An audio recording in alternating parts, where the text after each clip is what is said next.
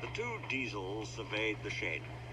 "It's time, 7101, said one, that we took this railway over. Shush, 199.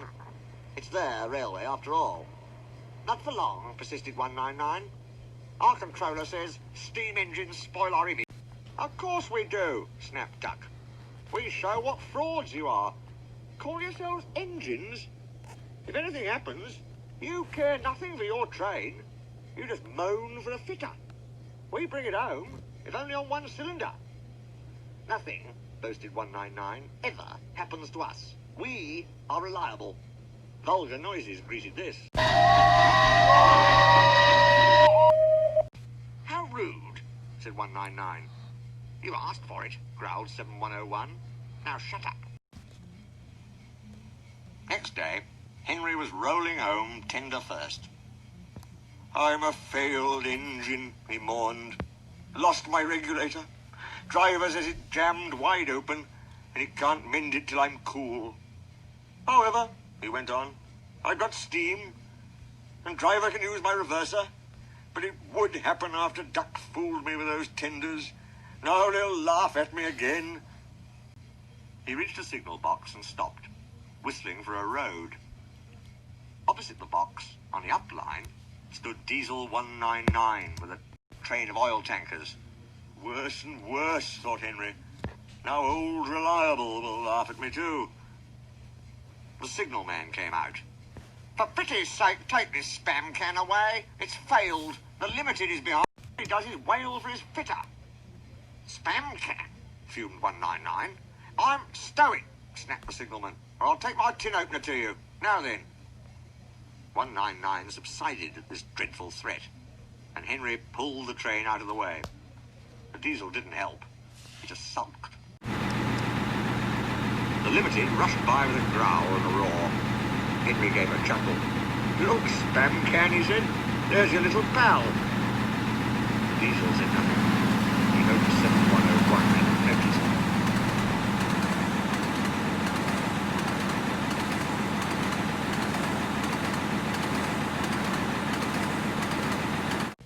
"7101 hadn't noticed. He had troubles of his own. He was cross with his coaches. They seemed to be getting heavier. He roared at them, but it did no good. Engines have a pump called an ejector, which draws air out of the train's brake pipes to keep the brakes on. If it fails, air leaks in and the brakes come on, gently at first, then harder and harder. 7101's ejector had failed. The brakes were already leaking on while he passed Henry. He struggled on for half a mile before being brought to a stand, growling furiously, unable to move a wheel. "Well, well, well. Did you hear what signalman said? I thought they'd be laughing at me," chuckled Henry. "Now the joke's on them."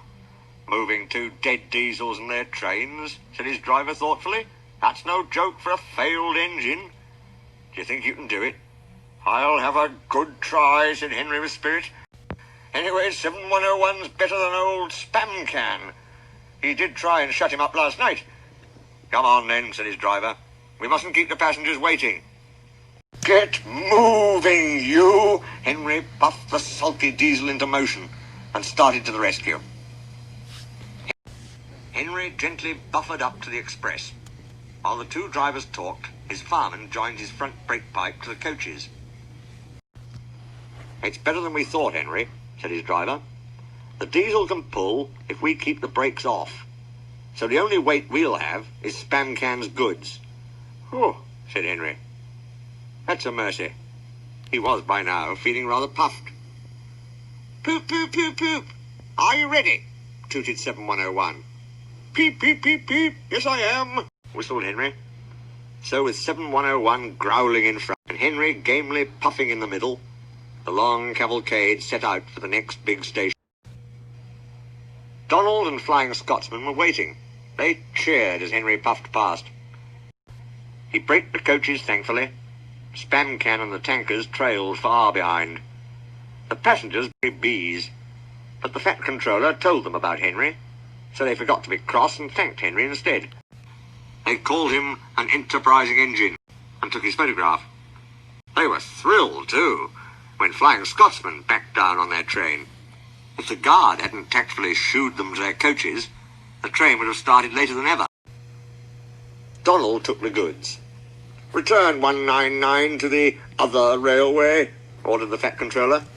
"I will write my views later." 7101 went away together. "I'm sorry about last night," they took the Diesel. "That's all right. You did shut old Reliable up." "And," said the Diesel ruefully, "made a fool of myself today, too." "Rubbish. A failed injector might happen to anyone. I'd lost my regulator." "You failed?" exclaimed the Diesel. "And yet..." His voice trailed away in admiration. "Well," said Henry, "emergency, you know.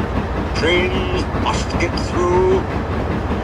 7101 said no more. He had a lot to